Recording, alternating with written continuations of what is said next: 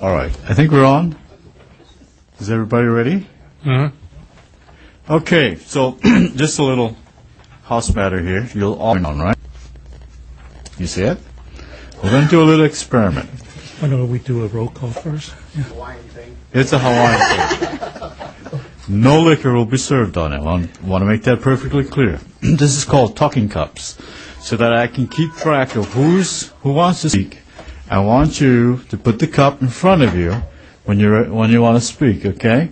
When you don't want to speak, pull it back. And this way, as I go around, I'll know who's want to speak, and I'll get everybody. Does that make sense? Oh, yeah, I could do it that way too.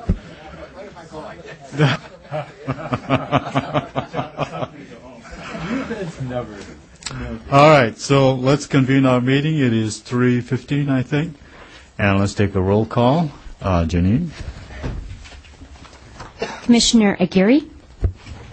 Here. Commissioner Anchetta? Here. Commissioner Baraba? Here. Commissioner Blanco? Commissioner Dye? Here. Commissioner DeGiulio? Here. Commissioner Filkins-Weber? Commissioner Forbes? Here. Commissioner Columbus-Malloy?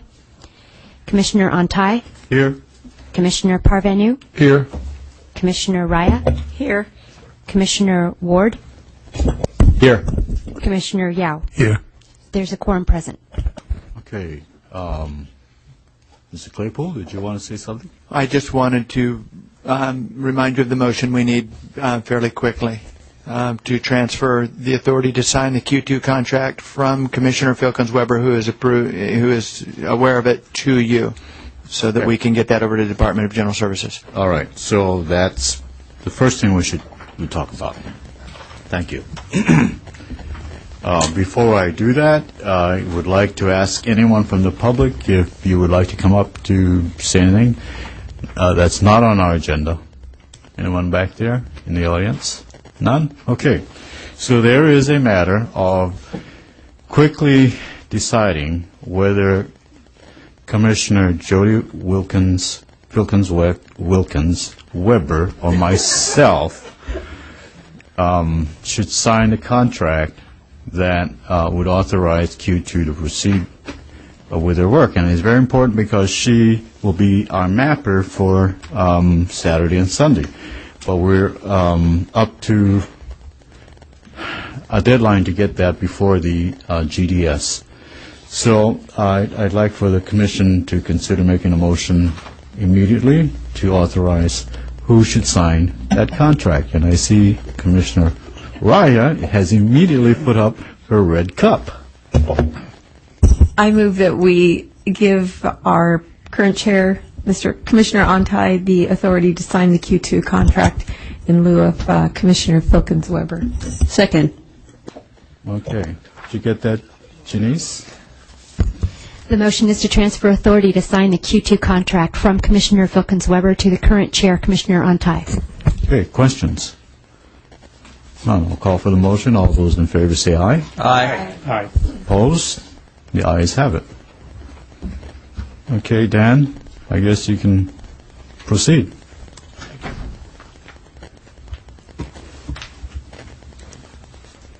Anything else? Mr. Claypool? No, I apologize. I'm reading two things at once on telephones.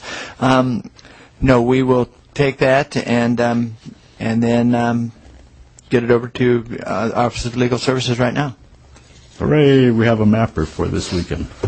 We have the paperwork in so that hopefully they will have it approved by 5 o'clock tomorrow so that we can have a mapper this weekend. Yes, sir. Fantastic.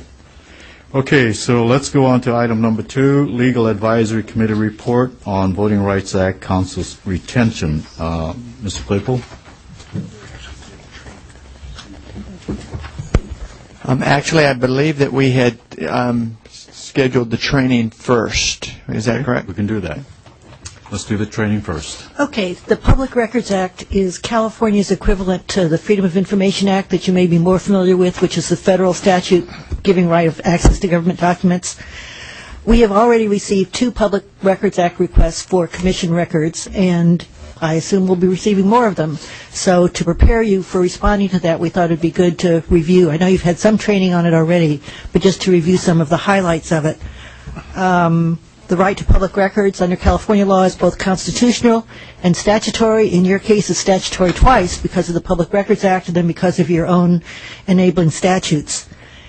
The first thing to keep in mind is that there's an extremely broad definition of records. And basically, it's everything that is in writing, whether it's by electronic means, by computers, by magnetic tape, by whatever. If it's in writing, it's a record for purposes of the Public Records Act. Public records are open to inspection at any time, which means if someone comes into your office and asks to see a certain document, if it's available at that office, you're required to show it to them. What is more likely to happen, and has happened in these last two cases, is you get a written request for public documents. It doesn't need to be written, it could be oral, and would still have to be honored. It has to have a response within 10 days saying whether or not you intend to comply with it. And normally the response is we tend to comply except as to any matters that are privileged. Then the process begins of trying to gather all the documents that might be responsive to whatever the request is. For those purposes, I believe Kirk has now sent out a memo for each of the, just for the first request. The second has been drafted and you'll be getting it soon. And it's with all reasonable speed that we're supposed to provide the documents to the person requesting it. So I would urge you to go ahead and review your files and get any information back. We've asked you to send it to Kermit, and he will collate the information, and then we'll review it before we provide it to the person who has requested it. But that means you need to review the notes that are on your computers. You need to review your email that you have saved.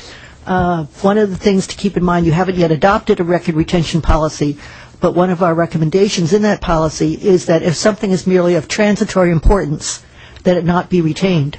Because if it is retained, then it needs to be produced. So as of this point, since we don't have the record retention policy in place, whatever currently exists is what are the records of the agency. There are a few exceptions, and I put the highlighted ones down at the bottom of the training page. If it's purely preliminary, a draft of something that's not retained in the ordinary course of business, at this point you don't know whether or not it's retained, so you'd have to assume that it is to be retained. It may be withheld if the public interest in withholding those records clearly outweighs the public interest in disclosure. That's a very tough standard to meet. And in most cases, the courts have said that the public interest outweighs the interest in confidentiality. So unless it's purely a draft, I mean, at some point when you get a draft map that you are considering, and it's not ready for public view because you're still working through what's going to be your proposal, I think you might consider that to be within that category where public disclosure would be damaging, because it really isn't anything for people to consider yet, because it's only thoughts in motion. It's nothing that you've agreed upon. Another exception is records pertaining to pending litigation if it's under the attorney-client or work product privilege. Personnel or medical records, basically that's to protect the right of privacy. If you've noticed that in posting the public comments on the website, we have taken out personal identifying information of address and telephone numbers because that's the sort of personal information that does not need to be disclosed to the public. Records that are protected from disclosure by state or federal law, and again that goes back to the evidentiary privileges. I don't assume you'll have any priest penitent records, but certainly attorney-client records would be included within that. I don't know of any other statutory privileges which would probably come within that. And then there's a general catch-all category. On the facts of the particular case, the public interest served by not disclosing the record clearly outweighs the public interest served by disclosing the record. Now, as different from the first category of documents where I talked about, this one really means that you have to focus on the public's interest in not disclosing it, and that's been a very, very tough standard to meet. Any questions so far about the Public Records Act? I do. Yeah. What if we can't get it all together in 10 days? Then we tell them that we're working on it, do our best, and we will get it to them as soon as we possibly can. But you should make every effort you can to get it within the required time period. Calendar days. Yes. calendar days. Okay. Any questions, Commissioners? And then following on that, a little bit of training on the Record Retention Act, even though you don't have a policy, you just have a proposed policy now, to think about the different categories of records that you personally are going to be keeping. What the recommendation from the Department of General Services is that if things are purely transitory, like transmittal letters, they not be kept once they're no longer needed, because it just clutters up everything, and they've got to be then considered public records and maintained as public records, and there's really no need to accumulate unnecessary documents. Christian? I think I was just going to ask, can you give us an example, like a specific example? A typical transmittal letter would be enclosed, please find the contract forwarded by such and such, which has now been signed by our executive officer. The transmittal letter itself has no value other than to communicate what it is that you're getting. Clearly, you'd have to keep the underlying document, but the transmittal letter itself, once it's accomplished its purpose, it's substitutes for someone coming and handing it to you personally. The same thing often happens with emails. If you're forwarded an email of some communication regarding public input, for example, the message from whoever it is in the commission staff that forwards it to you has no significance other than making sure that you have received the underlying document. So those are the sort of things which they consider of transitory value. Okay. The two exceptions to what may be destroyed and not kept in the ordinary course of business is, one, if there's a Public Records Act request for it. Once a request is made, then the record cannot be destroyed or discarded until the record request has been complied with. So if you haven't gotten rid of it before the request is made, you can't get rid of it after the request is made unless it's until after it's been produced. And the same will hold, we're not at the point yet of any litigation, but if any litigation does occur, then all documents must be maintained as they are at that point in time, because those could become potentially evidentiary records in the course of whatever litigation it is. So you'll be talking more about record retention requirements as you develop your record retention policy, but just to keep those things in mind as you're going through your records. We did have, I don't know if you noticed, one public comment about the fact that a lot of commissioners are using their laptops, and no one knows quite what you're using the laptops for, but if, in fact, you were keeping notes on your laptop for your own personal use, those, because they're related to the Commission's business, would be considered records that could be subject to disclosure. So it's up to you of how to decide how long you're going to keep those records and what form you're going to keep those records, but just to keep in mind the potential that they would have to be disclosed at some point in time. Yes. With respect to that, would you recommend that we download, I'm getting a Verizon phone card. This one's giving me too much trouble. Would you recommend that we maybe download our notes onto a flash drive or some other way so that we take them off our hard drive? It would certainly be easier to retrieve them if you had them segregated in some way. Maybe keep a folder on your computer for CRC matters. But if actually in it, do we run the risk at some point of somebody saying they want the whole thing, the whole computer? No, you would not have to produce anything on your computer that was not related to CRC business. Okay. But the task of segregating things later on might be a lot more difficult, so if you can do that at the initial stage, it would be better. Thank you. Any other questions? I have one more. So we send that out to you, emails, say, for example, and how does Kermit organize this? We will then go through, as you've seen in the first email that went to you saying what the documents were being asked for, we will then go through and assign them to what category they satisfy. And if we disagree with, say, maybe you've included something that we don't think needs to be responded to, needs to be included in the response, we'll let you know that. But we have to duplicate and make a copy. We can charge reasonable copying costs for it, but we have to make a copy of whatever it is and provide it to the requester. I see. So you will screen it. Exactly. And if you see something there that's not related to the request, you'll send that back to us or notify us. Correct. So you're going to cull it down to what is appropriate. Right. I see. So you should err on the side of being all-inclusive in what you send to us. It's much better to disclose more than you need to than to fail to disclose something that is required to be disclosed. Okay.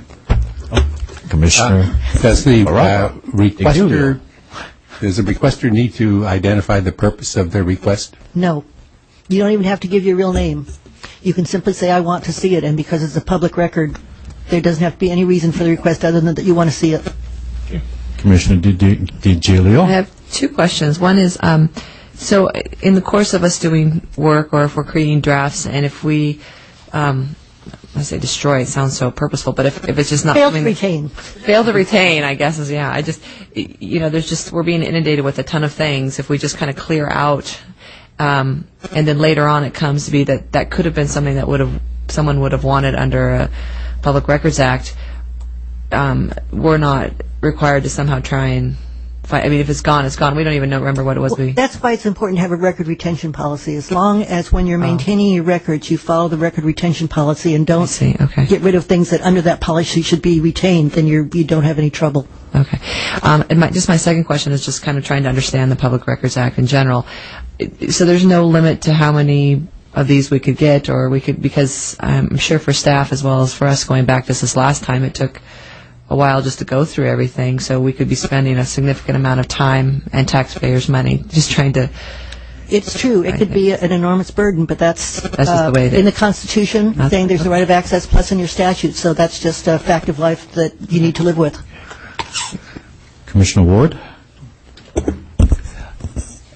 My understanding of the Google email that we're using now is that that's already being archived and available, or at least that was my understanding part of this. So at this point, we wouldn't have to forward anything that's out of our Google email account in response to these, correct? Because that's already... I don't think that your Google accounts are being monitored by anyone. I think they could be at some point retrieved. But for instance, if you delete something off of your Google email, it's gone. Do you know anything about that, Mr. Go- I know that we were originally using our own individual email accounts, and one of the reasons we, as I understood it, or had a note that we went to the Google was because that was all going to be automatically archived, so for easy data mining and for a quicker response to these kinds of things. So I wasn't thinking that we needed to report out of the Google email. Before my time. I'm actually going to defer to Commissioner Dye, because I believe you have more information about the cloud than I do.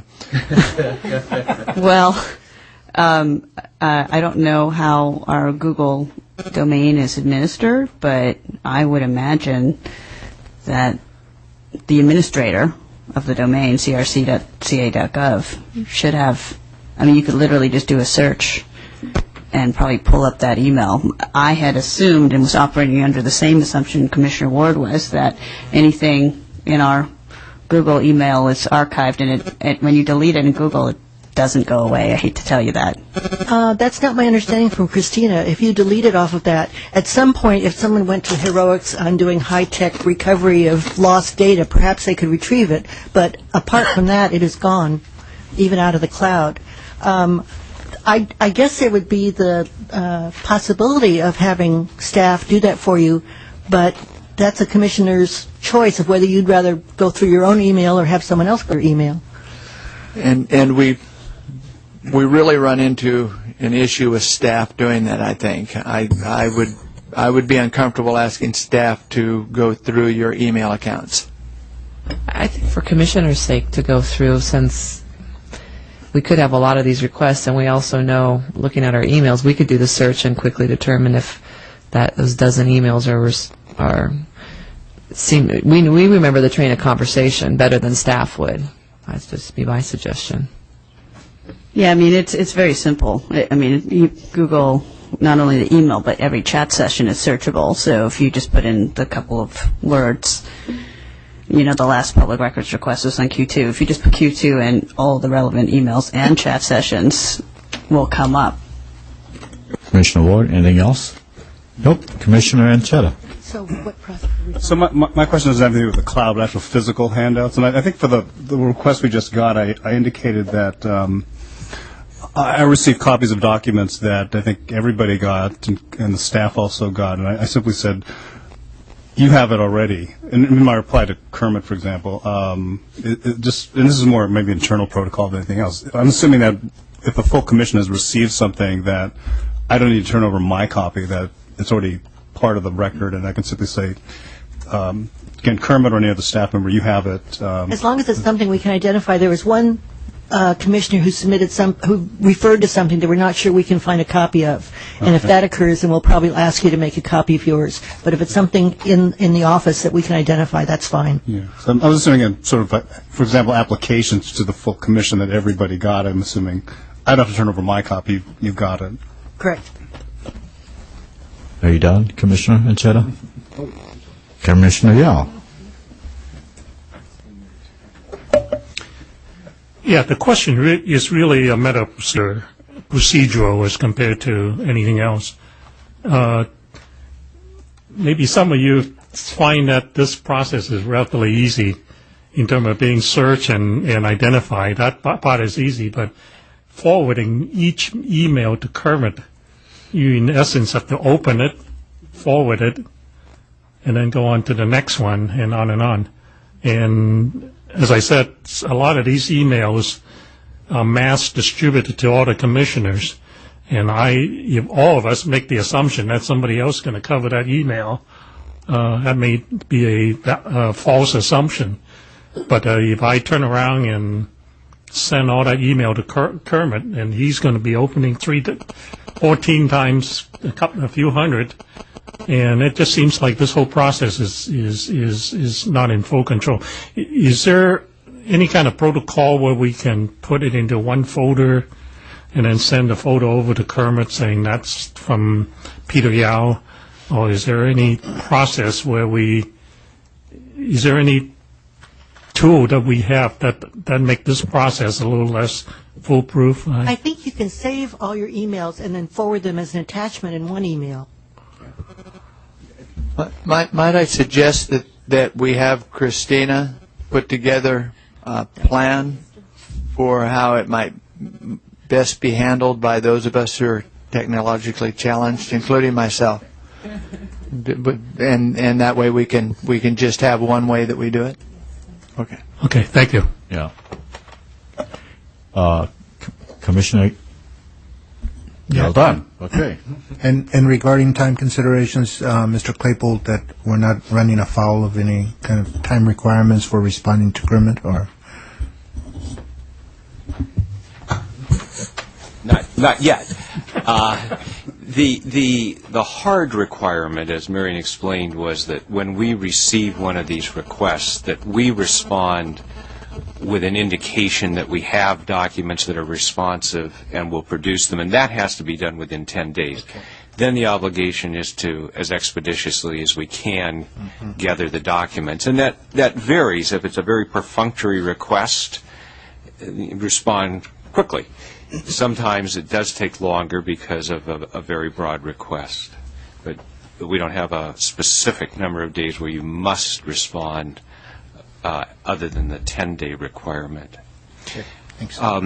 Just as an adjoinder to this, I believe the committee had an opportunity to look at the proposed record retention policy today, and it will be coming back to the full commission tomorrow.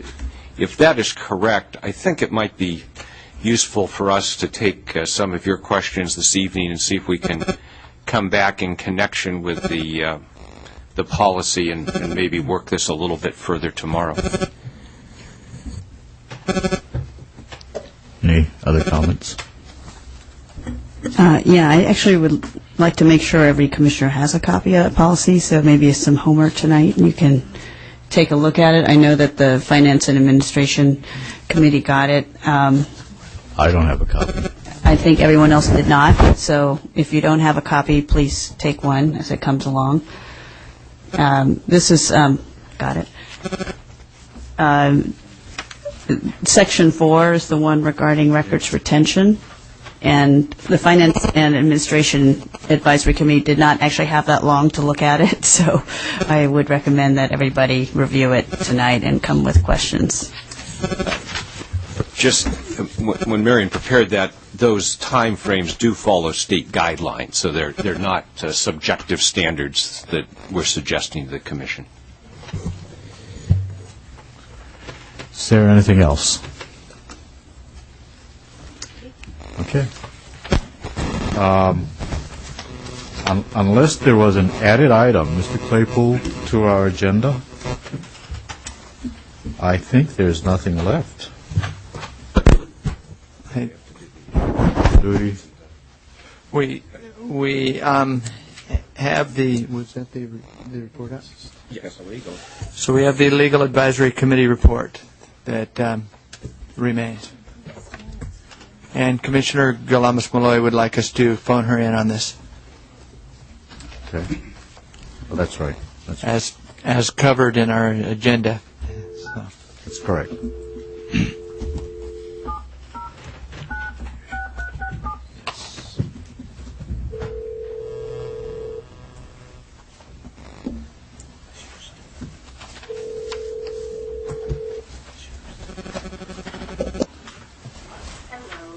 Hello, Commissioner. We're getting ready to discuss the legal advisory report out. So I've got you on the speakerphone. You put the microphone down on the phone. Thank you.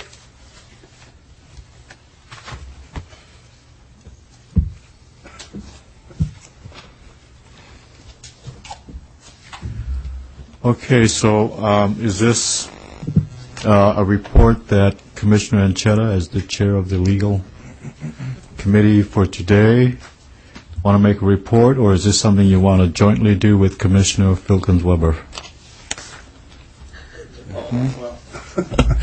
I can report out. Commissioner Filkins-Weber was absent today, and so was Commissioner Blanco, but Commissioner Forbes and I, who are regular members of the committee, attended, as well as Commissioner Ward was present, Commissioner Ontai, Commissioner Raya, Commissioner Baraba was also there. Commissioner Parvenu came in as well. So numbers were there. And we did receive both a report from Mr. Miller regarding this issue, as well as the actual supplemental disclosure from the Gibson Dunn firm. Let me again reframe, or just frame the basic question we're looking at. As you recall, there was an issue that came up because of some new information that we received regarding Gibson Dunn after we had already reviewed their application and had moved that they be that we enter into a contract with them as our Voting Rights Act counsel. In essence, that a number of areas of disclosure were not satisfied and disclosed to us in the initial application, including federal lobbying activity, as well as a number of campaign contributions that came from their political action committee. And because of that information, or our hearing about the fact that some of that information hadn't been originally disclosed, the staff did engage in some follow-up with the firm, and the firm has been in conversation with Mr. Miller and did provide us with a document which gives not all the information that we need, but at least gives us a basic understanding of some of the underlying disclosures that need to be looked at. They are referencing by, or including references to some online databases which cover in more detail the disclosures, in particular their lobbying activities at the federal level, at both the House of Representatives and the Senate level. So that's not actually in the disclosure report that they filed with us, but the staff, as well as at least a couple members of the committee, have actually gone through those various lobbying reports. The bottom line is that after some discussion with Mr. Miller, as well as discussion by Commissioner Forbes and myself, as well as others who were participating, including some statements that were read at the committee, and we can reread those if you'd like, statements by Commissioner Filkins-Weber and Commissioner Blanco, who are absent today.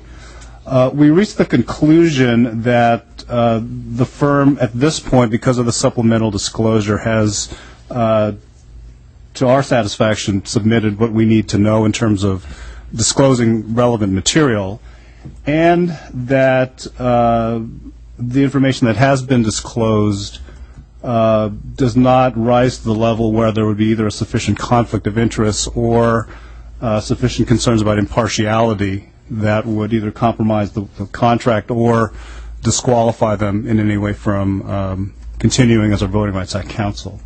That's the basic conclusion that we reached, and I'm happy to address specific questions. Mr. Miller can certainly address questions as well, but that's where we came out of the meeting. Mr. Miller, do you want to make a report? I think that's a pretty comprehensive report of our discussion, so I don't have anything to add to that. Okay, questions? Commissioner DiGilio. I'm just curious to hear from the Legal Advisory Committee, just some of the material that Mr. Miller had given us. It gave what sounds like some of the correct me if I'm wrong, in terms of some of the the contributions made. Seems like there's a couple aspects here. One is there's a number of what seems to be just private companies. I mean, I don't know if you had just an opportunity. Lobbying or for contributions? Well, I guess some of this is what I was trying to determine from which this one is versus the ones in the back. This is the. Yeah, I think the longer list, which would have, if you're looking at one of them is a table which has the firm's name as well as lobbying clients, and then some activities based on quarters. That's probably the House database report. One reason what explained to us why the list is as long as it is that unlike California, where you simply register as a lobbyist for a particular company, every single contact in the House has to be identified as a separate entry. So that's why you end up with a long list. So did you find in your advisory committee that a lot of these majority of these were private companies versus politically based? Yeah, I mean, our couple conclusions that we reached, and again, we I know I did prior to the committee meeting, did some checking into the different companies and where they're located, and I didn't try to go through every possible ramification, but it seemed to me that just about every one of them were out of state, two were commercial interests, or appear to be commercial interests, and three appear to be quite remote from state business or activities within California. There are a couple California-based companies, but again, my sense, and again, we didn't go too deep in terms of what was the actual transaction. It seemed to me that those were going to be commercially related. And then there's the last one was in terms of the actual contributions that were somehow related to California. Did you? I didn't go through and mark them, but was there an equal contribution for Democrats, Republicans? For them, I mean, it looks like there's a mix of both. There's two kinds of contributions listed. One is the firm itself has a PAC that contributes, and they contribute to both parties. None of the attorneys that would be working for us are have any management role in that PAC. Okay. With regard to individual contributions, none of the attorneys involved in our case have donated as much as $2,000. So none of them would, for that reason, be conflicted out. Okay. Thank you. And just as you know, there have been some media reports regarding maybe a larger percentage are going to one party versus another. We have to look, I think, at what the law requires us to look at, which is the $2,000 limit, or $2,000 or above, to campaigns. And again, in the aggregate, if one looks at a bunch of small contributions, that may skew it in a certain way or in either direction, perhaps. But based on what the Act actually says about $2,000 or more to campaigns, that's what's listed basically in the sheet that the firm provided. And they're sizable donations. They're not small donations by any means, but they cover, and to the extent you're looking for some problems of impartiality. In other words, are they leaning very strongly in one direction versus another? I don't think we got that sense. In some campaigns, it seems like they're backing both the Democrat and the Republican, and maybe that makes good sense in terms of how you're donating, because you think, well, one of them is going to win, right? By trying to have some influence over a future elected official, maybe that's the best way to go. But again, I think what we were looking for was some sense of impartiality. In other words, their giving history seems to push them strongly in one direction. I don't think we uncovered any of that in what was listed. Any other questions? Commissioner DiGilio? Any others? So what is the commission's? Well, in this regard, we would ask that the commission accept our report with respect to the retention of Gibson, Dunn, and Crutcher. We've already hired them, but we had to come back, and we just wanted to affirm our report that upon further review, that they do not have, that they don't have a conflict of interest issue. Commissioner Ward. If I recall right, so again, we also were asking to delegate the authority to sign that to Mr. Miller, I believe, correct? Was that ultimately the action item we were looking for with this? There were two, but there's a second part to this, and that dealt with the financial issues and the delegation at that point. But so this is just the first part. Okay, so what is the sense of the commission? Shall we go forward with the already approved contract for the Gibson Dunn firm? Was that in the form of a Well, I'd be motion? entertaining a commission motion to that. Yeah. You accept the report and can reaffirm the hiring of. Okay, so you're putting that as a motion? I can make the motion, or another commissioner can make. I'll make the motion if that's easier. Then is that the commission accept the report of the Legal Advisory Committee with respect to the retention of Gibson, Dunn, and Crutcher as our Voting Rights Act counsel. Okay. Is there a second? Second. Second by Commissioner Boraba. Janice, did you get that? Yes, the motion is to recommend the Legal Advisory Committee's report and retain Gibson, Dunn, and Crutcher as the VRA counsel. Oh, she's amazing. Okay, I'll call for the question. All those in favor, and we'll take a roll count. Oh, I'm sorry. Is there anyone out there in the audience that would like to come up and make a comment? Please do so. Thank you.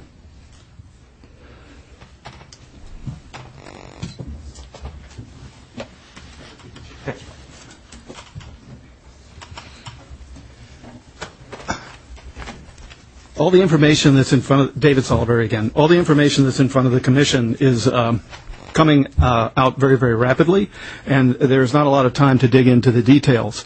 That notwithstanding, I'd like to make you guys aware that Gibson Dunn, according to this paper that you have from them as a disclosure, donated $7,000 to Mr. Howard Berman's campaign for Congress. As you are probably aware, Howard Berman is also connected to Nancy Pelosi and her effort to abolish this commission through Proposition 27. Howard Berman, according to the LA Weekly, donated $10,000 to Proposition 27. And I believe that this revelation alone should cause the commission great concern, especially since there is no firewall that I know of between whoever the attorneys were at this large firm, Gibson Dunn, and their PAC, and the attorneys who will be actually working directly with the commission. The whole thing, to my way of looking at it, really does not pass the smell test. And I understand that you guys are in a hurry to hire somebody and to get on with the work, but you really have not drilled down to the bottom of this in a way that I think is appropriate. So I would just like to make that one public comment. And also to say that, of course, it came out in the hearings that, Commissioner Blanco was the one who picked up the phone and called Mr. Brown of Gibson Dunn in order to invite him to come bid. So again, does this, to your mind, pass the smell test? Thank you. Thank you. Is anyone else? Apologize, we didn't call it earlier. No one else? Okay, so... Okay, please.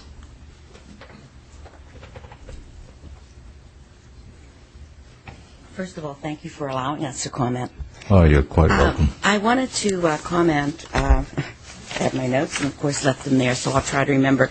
I think it's impractical to think that anybody that comes to give advice comes without prejudice, and so that maybe we're being unrealistic in saying that we're going to have someone to come and be without prejudice. Instead, maybe as they did with the commissioners, why can't we have someone that's declared a Republican and declared a Democrat, so that I don't know if that's practical, but it would then absolve you of any prejudice that we could point a finger on any of these issues. Then it would be something that would be absolve everyone. I just think it's unrealistic to think that anybody's coming without undue prejudice. I mean, I'm coming with prejudice, right? And I'm sure everybody has their issues. So, thank you for hearing me. Thank you. Commissioner Anchetta. So I just wanted to, I was reminded of this when I was giving my report that both Commissioner Blanco and Commissioner Filkins-Weber, I'm sorry, let me just, no, I'm sorry. Yeah, well, Should I just finish? Or? Can we suspend your comments? No, I can wait. Yeah, sorry. Please, come on up. Thank you for remembering to recognize public comments. I just want to make mention, my name is Raquel Vargas, and you know, one of the things that I'm reminded of is that Nielsen Merksemeyer came in with a huge firewall, and that should be recognized as you all are discussing Gibson Dunn, who has not come in with any firewall at all. That Nielsen Merksemeyer came in with a huge firewall, and that should be noted. Thank you. Was there any discussion on the firewall with Gibson Dunn firm? Yes, there was. And they would be willing to create such a wall, if you will, with members of the management committee, which is a term I'm using to describe the leadership of the PAC. That's the Political Action Committee. We can do that if the committee desires that we do that. Well, in view of the recent data that we received, I would think that that would be a fair thing to consider, but let me open this up for discussion. Well, if it's any, I just comment. If it's helpful to the commission, obviously they will do that. I just note that in speaking with Mr. Brown, Mr. Kolke, they actually didn't know who those people were in the firm. And the reason I only mention that is because I think from a firm culture perspective, or from a real concern about improper influence, it's difficult to conclude that that's a risk. Nonetheless, if there is a concern, that firewall can be created. Commissioner DiGiulio? And okay. I'll just speak to the issue before Commissioner excuse me. Let me. Oh, sorry. Here's a Point of order, yeah. Sorry. We had a motion on the table. Do we need to go ahead and vote on that and then discuss further things at this point, or? Are we still part of that discussion, or? Well, my original comments were going to the original motion, but I'll hold back for a second. Okay, actually, we have two distinct ideas. We have the motion to go ahead with the continued contractual arrangement with the Gibson Dunn firm, and then we have a separate matter of whether we should put a firewall language in that contract itself. Correct? So there's no motion on that last one. Yeah, for clarity, it would probably be best to vote on the first motion and then take up further discussion on a different item. Thank you, Commissioner Ward. Any other discussions? Commissioner and yeah, and I do apologize. I think Commissioner Ontai didn't see the additional public comments, so I apologize for interjecting there. But I did want to mention, because I didn't include this in my summary, that both Commissioner Blanco and Commissioner Filkins-Weber spoke in favor of retaining the Gibson Dunn firm. And Commissioner Ward read Commissioner Filkins-Weber's statement. I read Commissioner Blanco's statement. I think Commissioner Blanco's statement was circulated to the commission members. It was not. It was Filkins-Weber, I think. Was it Filkins-Weber who circulated it? Okay, neither one was circulated. In either case, both were read in their totality at the committee at the committee meeting, and again, both spoke in favor of. And if you want me to, or want either members or Commissioner Ward to highlight them or read parts of them, we can do that. But otherwise, I just wanted to mention that because I didn't make it clear that they both spoke in favor of retaining Gibson Dunn. Just for the record, could we read that letter from Commissioner Filkins-Weber, since she actually chaired that process, right? Sure. Want me to do it, or Commissioner Ward is? I can read it. I'm assuming I have the same copy. But do you want to do it again? Okay. Okay. This is an email from Commissioner Filkins-Weber to the commission membership, dated Wednesday, April 6, 9:47 p.m. Dear Commission, in my absence from this week's meetings, I wish to advise you as the lead of the Legal Advisory Committee that I have reviewed the supplemental disclosure from our VRA attorneys, Gibson, Dunn, and Crutcher. In doing so, it is evident that their, quote, lobbying, unquote, services were at the federal level and appear to be on behalf of private companies. The disclosure alleges that Gibson Dunn has not been a registered lobbyist in California. In regard to their political contributions, it appears the firm's contributions have been to political candidates who hold office following elections in districts at issue in our redistricting efforts. However, it appears the contributions were made equally to politicians and candidates from the Democratic Party and Republican Party. Further, the amounts paid to those presently holding office do not appear to be significant to warrant criticism that such could result in undue influence by any politician in the nature of our proceedings by virtue of the firm's representation of the Commission. Finally, it should be noted that although the supplemental disclosure states that the 4 identified attorneys to provide services to the Commission have not been registered lobbyists, the supplemental disclosure fails to mention whether any 4 of the 4 attorneys made any personal contributions of $2,000 or more to any congressional, state, or local candidate for elective public office within the last 10 years. I have asked Mr. Miller to make inquiry of Mr. Brown and or Mr. Kolke regarding this issue and trust he will advise you of his findings. Should there be no issue with personal contributions, time is of the essence, and I recommend that we move forward with the previous awarded contract to Gibson, Dunn, and Crutcher. Thank you, Commissioner Jody Filkins-Weber. Mr. Miller can report specifically on his conversations, but we did discuss the nature of the individual contributions of the 4 named attorneys, and in essence, none of them have made contributions over $2,000 that would be required to be disclosed. Can you confirm that, Mr. Miller? I did the search of the contribution website of the Secretary of State, and none of the 4 had any sizable contributions.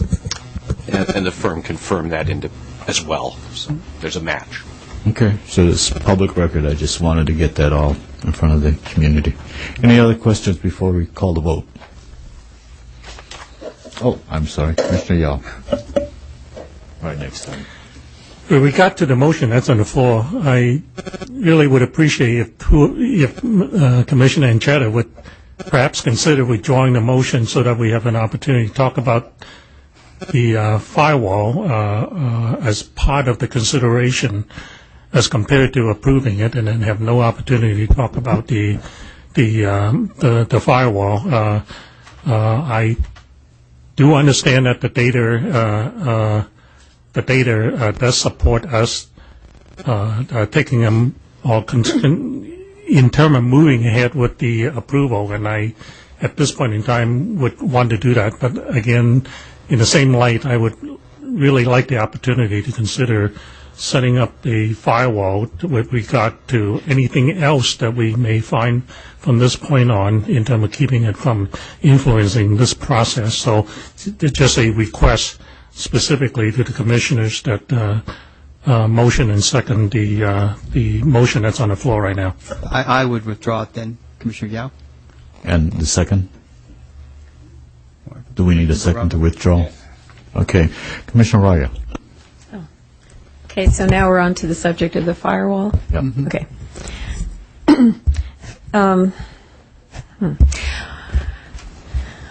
We awarded the contract. I think we went through a pretty rigorous process.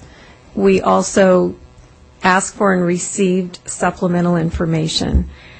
And I think there are points at which we have to have confidence in our judgment, in the job that we've done, the decision that we've made, and I'm sure that all the way down the road we're going to have opinions and perhaps even other information brought to us. I think if something really shocking and horrible surfaced, we would know how to deal with it. I don't think we're at that place, and I would not be in favor of imposing any further conditions on the contract. Okay. Commissioner DiGilio? I guess I feel that at this point, although I agree with that as we've said over and over, with any contractor, we as a commission have the ultimate say. We are the ones that will be making the decisions.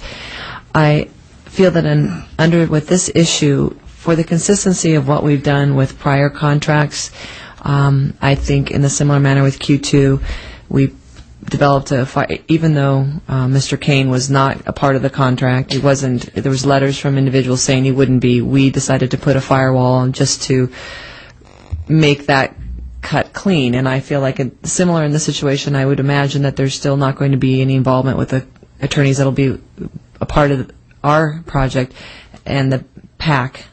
But I think for the sake of consistency and just keeping it clean, and if it's not going to affect the operations of of the contract itself, I don't see any harm in having a firewall, particularly since we're now probably an expert in developing firewall language, that would be very easy, and it would just cover our bases. Thank you. Commissioner Ward. Thank you. I'd like to ask Mr. Miller, regarding the contract that we have sitting ready to go, does implementing a firewall now in any way delay or change our ability to get that done?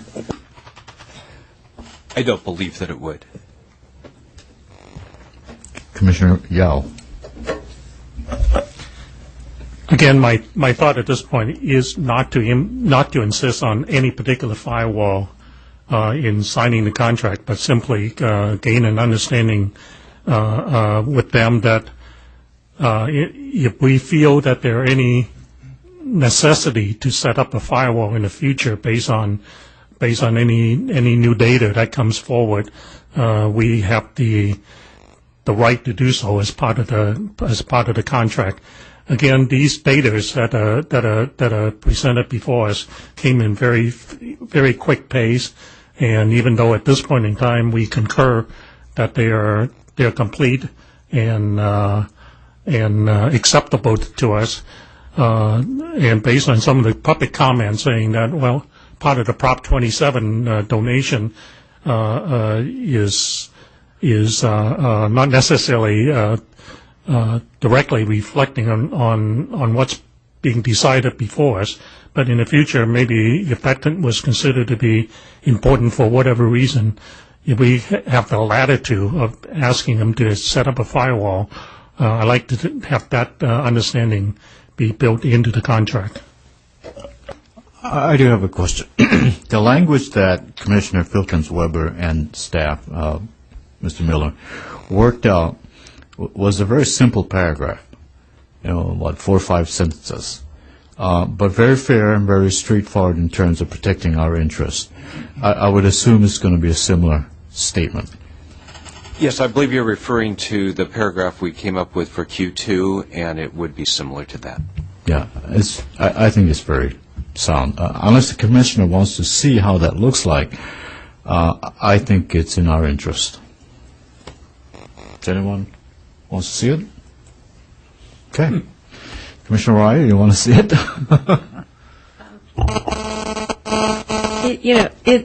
I just want to be clear. It's not I have complete confidence in whatever language was drafted.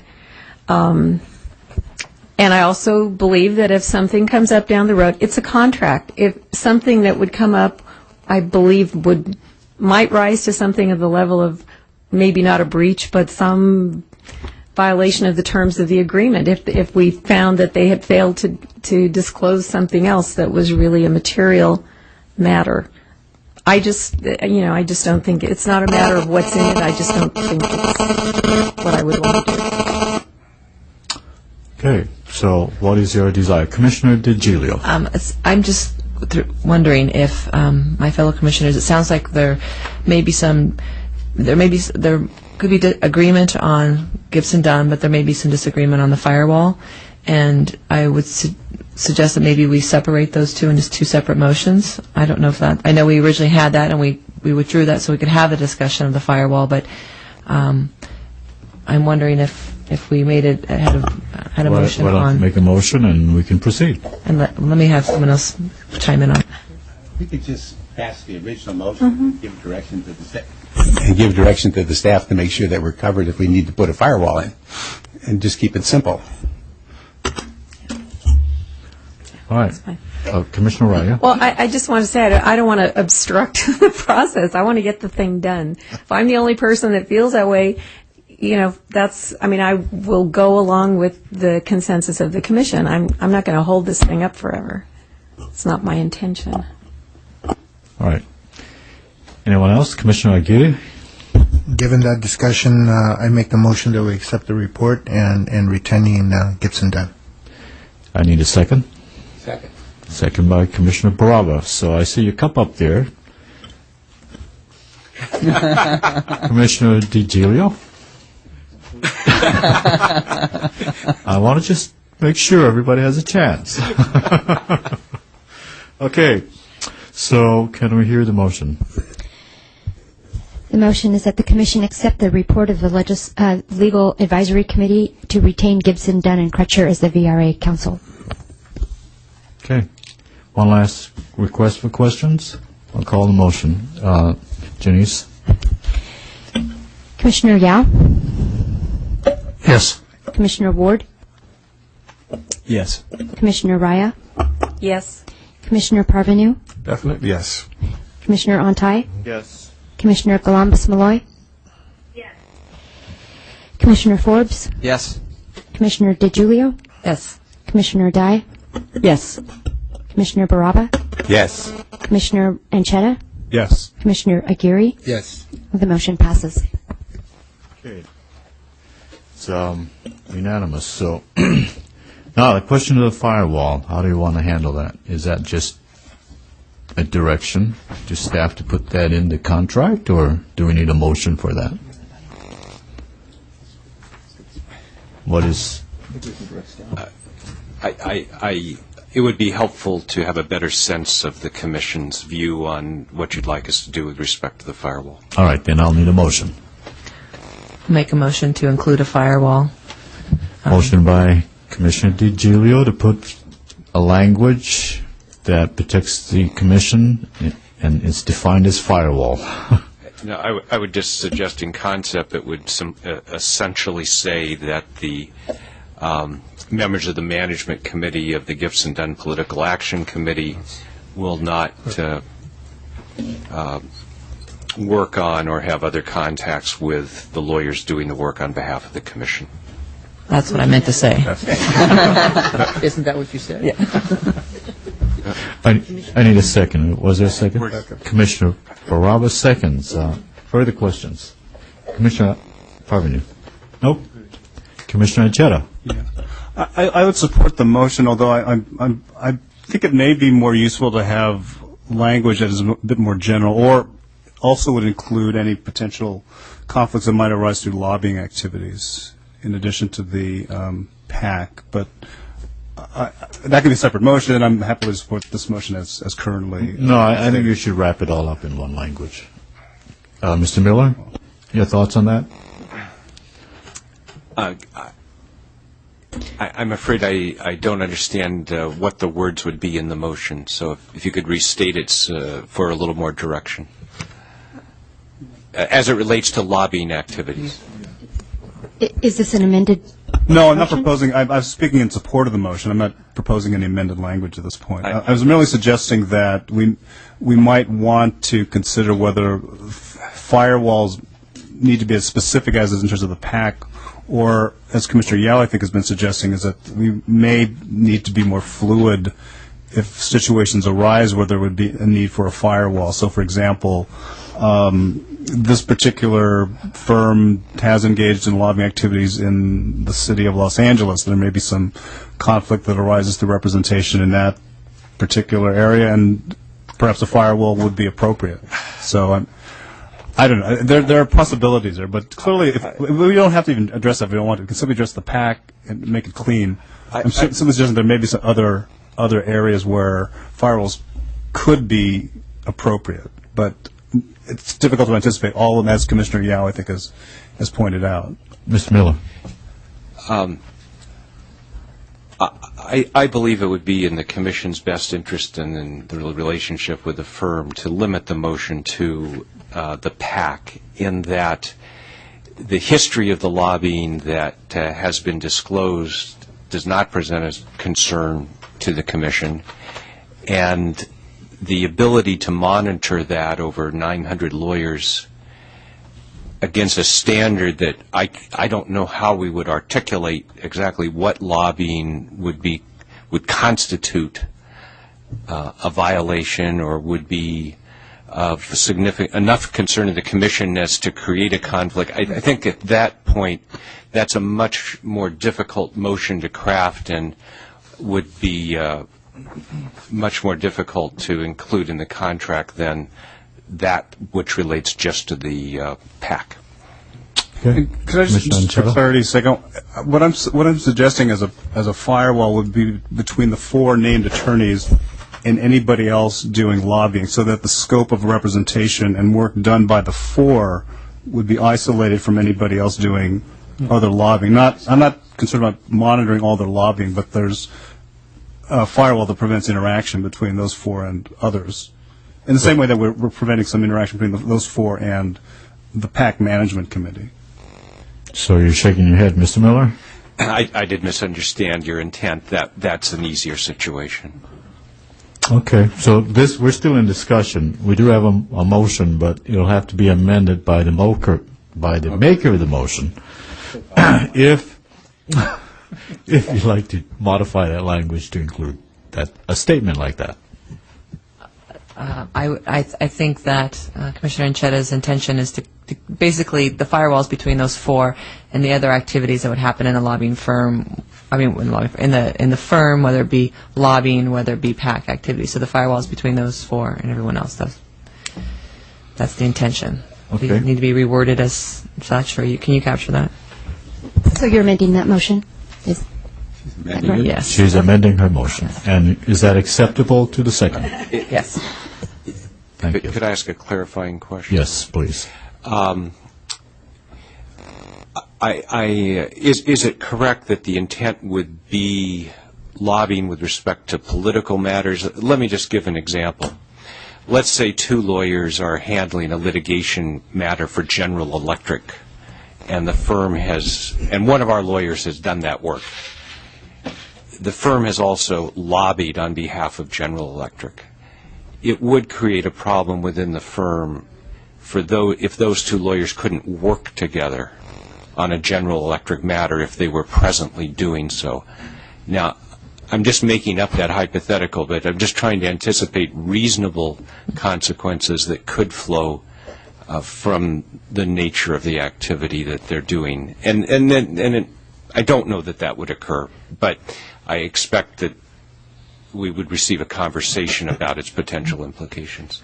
Maybe before I officially address that, could it be something that we would say that we intend for this to be a firewall between the 4 and the rest of the rest of the firm, based on anything that deals with the PAC or the political aspects of lobbying, subject to review by our legal counsel, so that if there's some type of issue that they need to, I would think that if it's non-political, that there's smart people here, they can figure that out. If it's something that has a tinge of politics to it, that they would bring it to the attention of our legal counsel, and you can make a decision as to whether it comes. Would you be comfortable being more specific and relating it to redistricting matters? Okay. Because, all lobbying activity is by its nature political. Okay. I accept that. amendment to the amendment that it's related to redistricting lobbying. Matters. Commissioner Anchetta, are you done? I'm sorry. Commissioner Ward.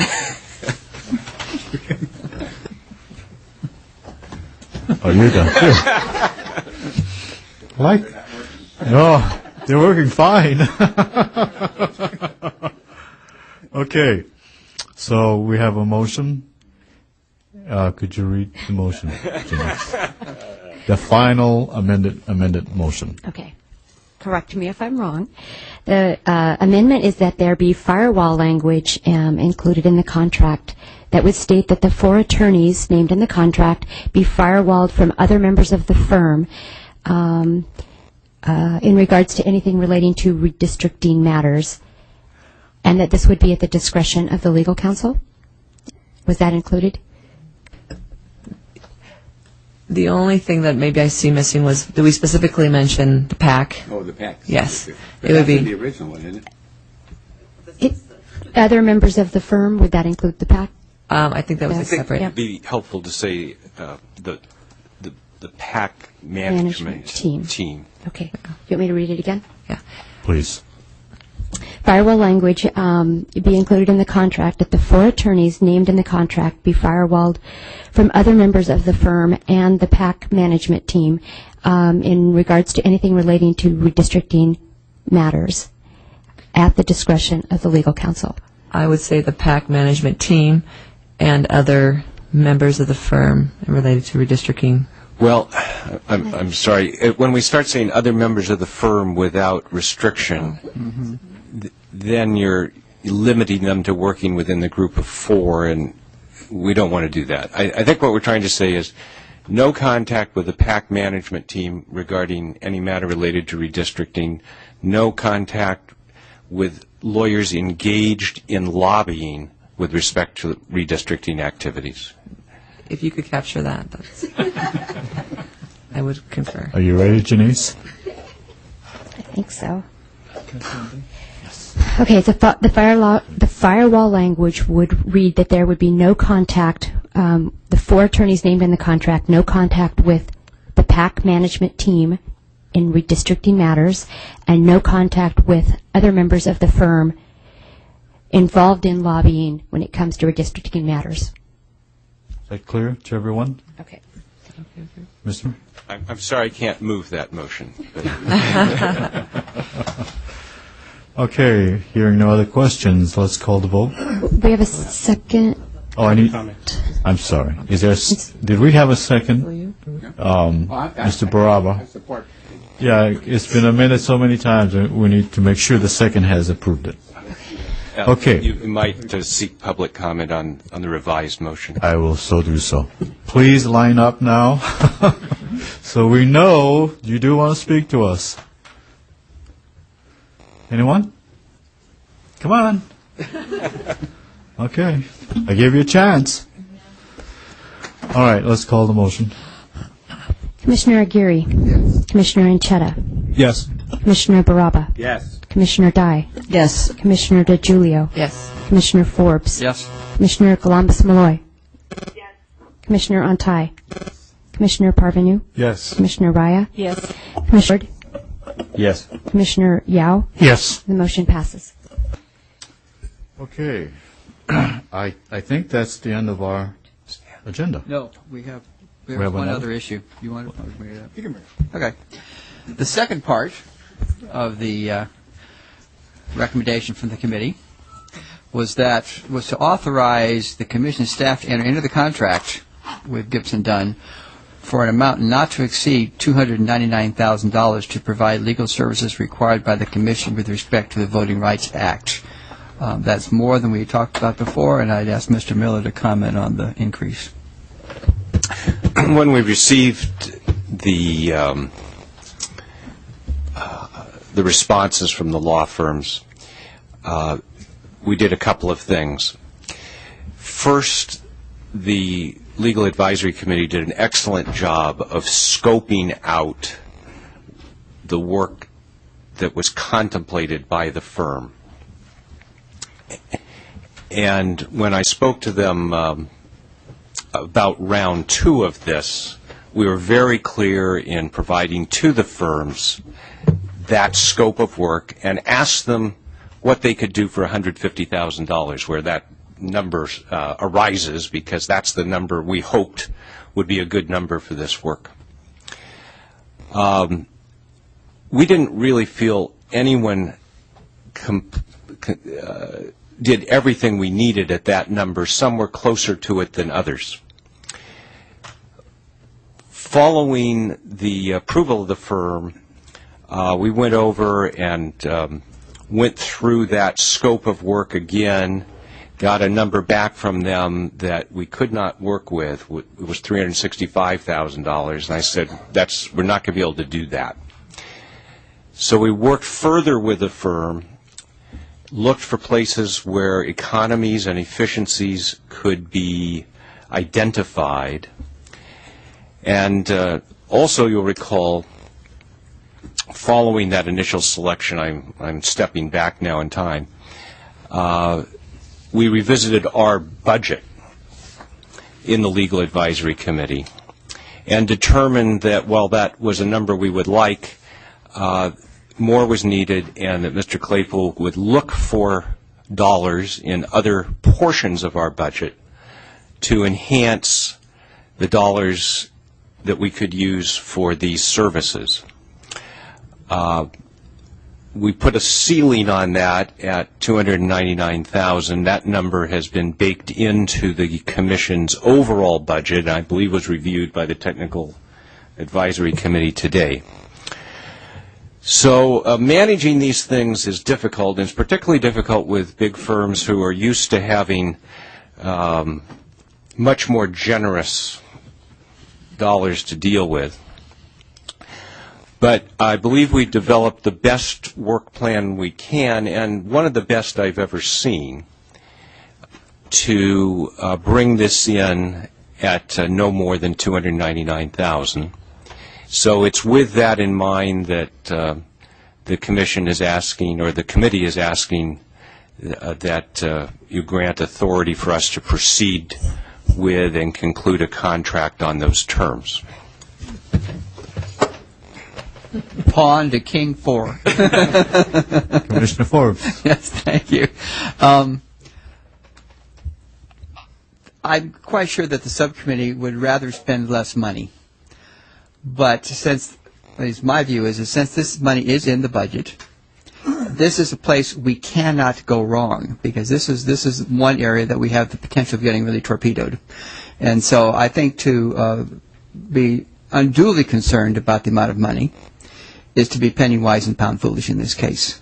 And so that's why, I would rather not spend this much money, but this is simply what the representation we're going to need is costs. And so I would encourage the Commission to accept this recommendation. Any other comments? Commissioner Yao. Commissioner Forbes, clarify your comment for me. The $299,000, that's the maximum we're going to pay for the total responsibility that we're asking the firm to assume on our behalf? That's correct, and then we hope it'll be less, and that also includes the report that goes to the end at the end. Okay, so it doesn't mean that we stop asking questions. No, it doesn't. It doesn't mean. It doesn't mean we have to spend $299. Thank you. That's the clarification I'm seeking. Yes, it's a not to exceed. Correct. $299,000. Any other comments? All right. So, what is your desire? Then I'll make a motion that the Commission authorize the Commission staff to enter into a contract with Gibson Dunn not to exceed $299,000 to provide the legal services required by the Commission with respect to the Voting Rights Act. I'll second that motion. Seconded by Commissioner Yao. Questions? This is sailing along too smoothly. Public comment. Public comment. Thank you.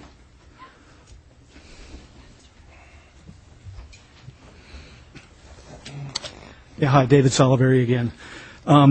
So I'm hearing that Gibson Dunn asked for 365, and then you guys negotiated down to 299, which is double what you went in with. Well, I'm a building contractor myself, and I just say that if I could get these kind of contracts, I'd be really happy. The 299 not to exceed, I don't think it's going to go any less than 298.5, and you're putting 150K on top of that is what I'm understanding for the RPV. So your total legal cost is getting, very, very high. It's getting to a significant portion of your total budget. In a situation in the state of California where we're $28 billion in the hole, and you guys have already been talking about going back to the legislature for more money, I don't see this as being a great thing to bring to the legislature. In terms of what you're paying Gibson Dunn here. I understand is now at this point probably a done deal, and you're not going to back away from paying them the amount of money they want. But I would have been a lot happier as a taxpayer if you guys had done your budget stuff ahead of the time, and then had all your discussions about what your total budget is, and then figured in what you could afford to pay for these lawyers. Again, the Gibson Dunn stated at their first interview that they were going to go to their management committee and basically beg them to let these 4 lawyers work for you guys for $350, which is this great deal off of their $800 to $900 per hour. Well, in my world, $350 is a heck of a lot of money per hour, and $800 to $900 is it's kind of scandalous. Even some of the lawyers on this committee had to weigh in, Filkins Weber, I remember, saying that yes, $800, $900 an hour is pretty high. So there are these budget issues that I think you guys should consider more carefully. I think that what's going to end up happening if the legislature does not come back with more money for you is you're going to have to pull it out of some other pocket. And what other pocket are you going to be pulling it out of down the road? Where are you going to find the savings in order to go ahead and pay these very, very expensive lawyers and also the $150 for the RPV? So you need to consider all this stuff pretty carefully, and that's my public comment. Thank you. Thank you. Anyone else, please, from the audience? Nope. Okay. So, Janice, could you please call the roll? Would you like the motion restated? Yes. State it one more time. The motion is for the Commission to grant Commission staff authority to enter into a contract not to exceed $299,000 with Gibson, Dunn, and Crutcher to provide legal services required by the Commission with respect to the Voters' Rights Act. Questions? Is it clear to everyone? Please call. Commissioner Aguirre? Yes. Commissioner Anchetta? Yes. Commissioner Baraba? Yes. Commissioner Dye? Yes. Commissioner DiGiulio? Yes. Commissioner Forbes? Yes. Commissioner Columbus-Malloy? Yes. Commissioner Antai? Yes. Commissioner Parvenu? Yes. Commissioner Raya? Yes. Commissioner Ward? Yes. Commissioner Yao? Yes. The motion passes. Is there anything else, Commissioner Forbes, that we're not aware of? I think that's not all of our. We will report a few other items at the slot tomorrow, but that's pretty much it on the Gibson Dunn matter. Good. Comments, questions from other commissioners? Commissioner Ward. We're going to wait till tomorrow then to ask for approval for staff to be able to move that contract forward?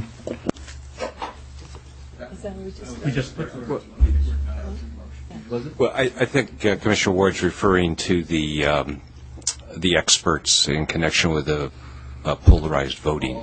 Is that correct, Mr. Ward? Yes. Okay, then hearing none, I think we've reached the end of our agenda. Is there any comments from the public? Please.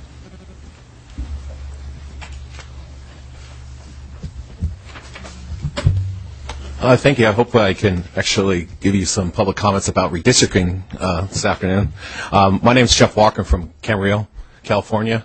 In town on business, and saw the opportunity to give you some feedback from our part of the world on what certainly I think we should see in terms of keeping Eastern Ventura County intact as a district. I know you deal with communities of interest. Really, our cities of Simi Valley, Thousand Oaks, Camarillo, Moore Park are the young cities in Ventura County. We didn't grow up with the legacy industries of fishing and ag and oil like some of the other cities in our county have. We're younger cities, and as a result, our growth has been suburban-oriented. And really, when you look from a geographic standpoint, we share two watersheds, the Callegas Water District, the watershed, and the Canal Creek watershed. There are certainly tons of issues related to water and its drainage, and it's nice to keep that whole watershed intact the way it is now. We also have a significant amount of open space in this area, including some significant wildlife corridors, which, again, I think we would like to keep intact as a district. Transportation is another issue that we have a shared community. We share a very strained 101, 118, 23 freeway system, and we also share a commuter rail system. What hits home to me is I had a cousin that was on the Metrolink 111 train. They're not aware, collided with a freight train. There were 19 out of the 25 victims of that were from this area, that were from Eastern Ventura County. And there were a lot of us that are out there lobbying our elected officials to improve the commuter rail system in Ventura County, which I think is underdeveloped for our population. We're a unique kind of pocket between L.A. and the coastal communities, and I just really wanted to come and give my feedback on what we feel in our part of the world that makes sense. And I appreciate the opportunity to give public comments on this matter. Thank you. Thank you. We're archiving that, so thank you for your comments. Okay. Any other comments? Hearing none, I will call this full commission meeting to adjournment.